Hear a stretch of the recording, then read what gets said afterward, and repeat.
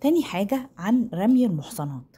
الشباب في سن المراهقة بيبقى عندهم شعور بالإعجاب بالبنات وميل طبيعي، فدايما حديثهم في التجمعات عن البنات بيتكلم عن إن البنت دي حلوة، أو شوفوا تصرفات البنت دي، أو بيعاكس بنت أو معجب ببنت. بشكل ما بيبقى فيه حديث بيدور عن البنات والفتيات بين الشباب، وسواء كان ده حقيقي أو وهم بغرض الاستعراض والتفاخر بينهم، وده بيبقى طبعهم في السن ده. ففهميه ان رمي المحصنات اولى خطواته انك انت تتكلم على بنت انت واصحابك، سواء كان عن تصرفاتها او سلوكها او لبسها او تحكوا عنها. الفتي نظره الى آية يا ايها الذين امنوا لا تتبعوا خطوات الشيطان. يا ريت الآية دي يكتبها كده ويعلقها في اوضته علشان دايما تبقى قدامه. فاهمين ان محدش بيعمل ذنب كبير الا بخطوات صغيرة.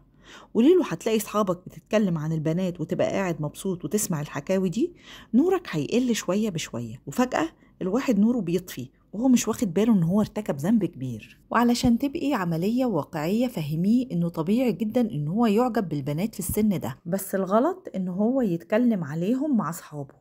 علشان برضه نبقى واقعيين، هو بيختار صديقه المقرب بيبقى شبهه في السلوك وشبهه في التصرفات، انما في حاجة اسمها شلة النادي، شلة المدرسة، شلة الحي. فعلميه ان هو لما يلاقي صحابه بيتكلموا عن البنات ان هو يقوم ويمشي ويسيبهم، لانه مش هيقعد يربي اصحابه. انا مثلا اصحابي بيلعبوا كورة، بيلعبوا جيم، بيلعبوا بلاي ستيشن، قاعدين بيعملوا اي نشاط، بنهزر مع بعض، بنضحك مع بعض، جميل.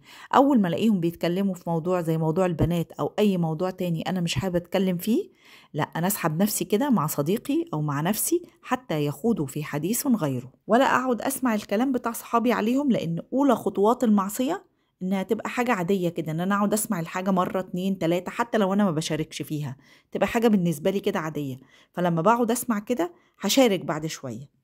آية خطوات الشيطان دي مهمة جدا انك انتي تقولي له ان محدش بيقع في معصية كبيرة غير لما بيبتدي بخطوات صغيرة. وطبعا هتبيني له عقاب رمي المحصنات، وهو مش بس بدني، ده كمان نفسي. لا تقبل لهم شهادة، يعني اي كلام يقوله لا يصدق ولا يؤخذ بكلامه، وبيطلق عليه لقب غير محبب وهو الفاسقون. قولي له ممكن يكون الواحد فاسق وهو مش عارف ان سلوكه او كلامه اللي بيعتبره عادي كده يعرضه ان هو يبقى فاسق. مش بس كده، ده ربنا كمان في الآية 23 بيقول إن من يرمي المحصنات لعنوا في الدنيا والآخرة ولهم عذاب عظيم. معقولة حد يعرض نفسه للعنة وهو غافل عن إن السلوكيات البسيطة دي ممكن تؤدي بيه لعقاب كبير كده؟